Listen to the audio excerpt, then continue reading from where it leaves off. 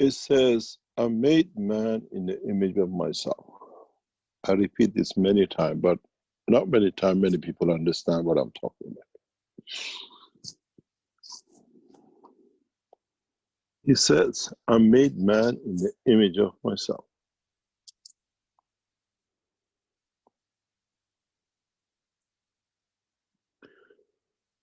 If the man needs or the man can think, so does the soul.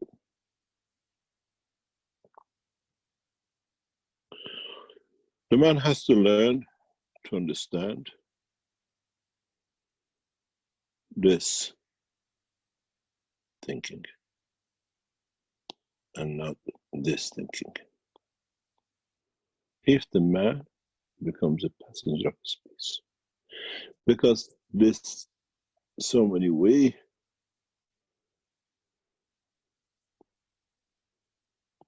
is this which will manifest itself in the depth of the space. And if it does, it must think that it can exist. The problem and part of the teaching has been, and it's been one of the biggest dilemmas for me for weeks now, how can I explain, maybe this is the best opportunity to do. How can we get the man to understand the thinking of his soul and not the thinking of his physicality? And at the same time distinguish, is it the soul thinking or is it the thinking of the man?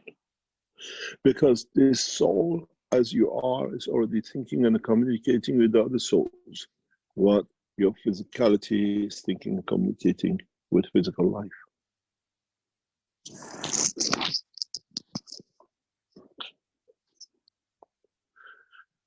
Then it comes, does, by, as you say, breathing, do we, by different understanding of the use of the physical dimension, can we access this line of thinking?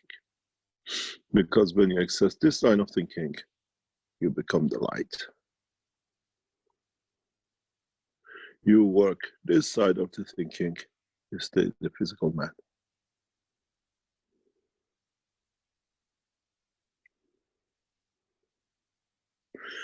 We fall in love in the dimension of the physicality. If the physicality can fall in love, and I made you the image of myself, so does the soul of the man falls in love. When you fall in love with the soul, and your soul takes over the dimension of the life, you see who lied to you in the dimension of physicality.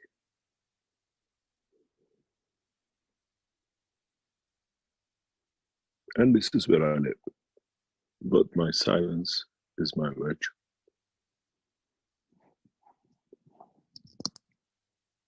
And if you do understand this, then it comes to the point. Does the soul of the man is what we hear? Or is the physicality of the man which we hear? Or do we become so transparent to our physicality that we know the difference between the two calls? And when we get this balance, it's what is in Quran, the day of judgment. Because that's what happens to you on the day when the two have to say goodbye. Balanced book.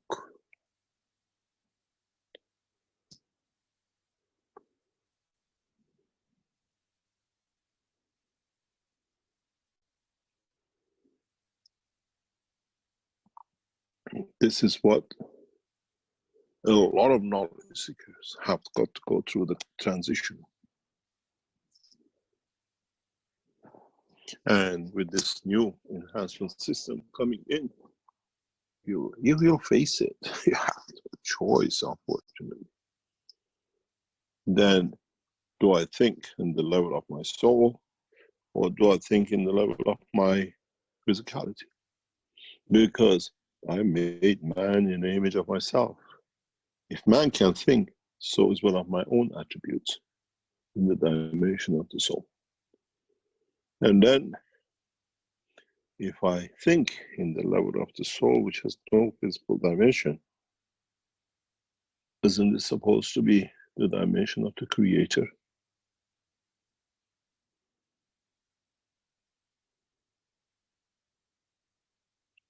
Then it brings a lot of understanding to a lot of us. Do we need to breathe to be able to, or do we need to go to sleep to open this boundary softly?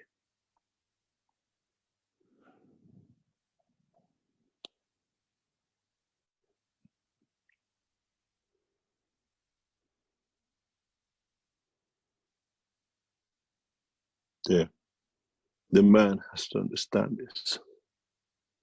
Now that you're becoming aware of the soul, are you thinking in the dimension of the man about the thinking of the dimension of the soul?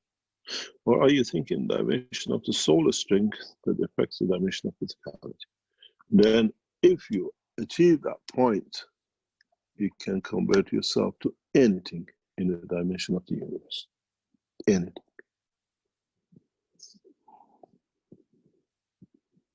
Then you become that Gans.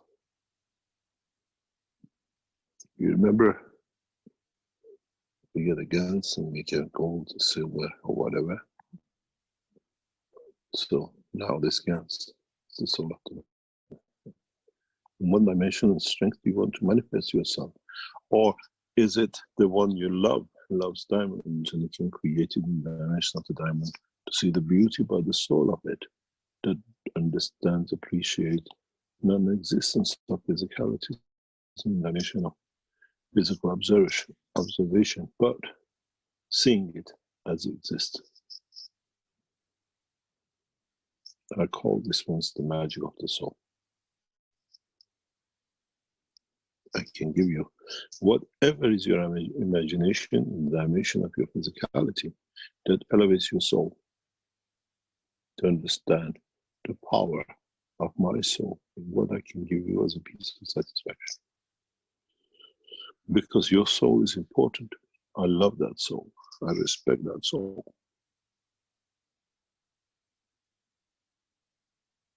Does not matter what physicality stands for.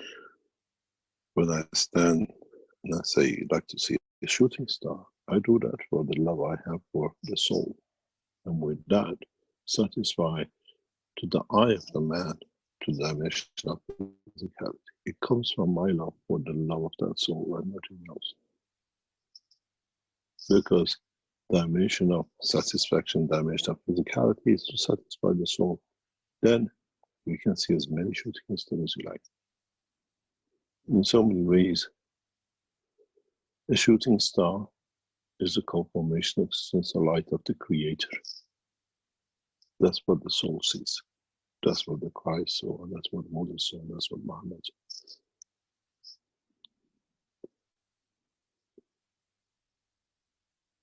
And if you understand this, you understand the totality of the love of the Creator. Life of man is a shooting star in the world and horizon of this life of the Creator in the dimension of existence. But you have to ask, who does he pleases, that shooting star?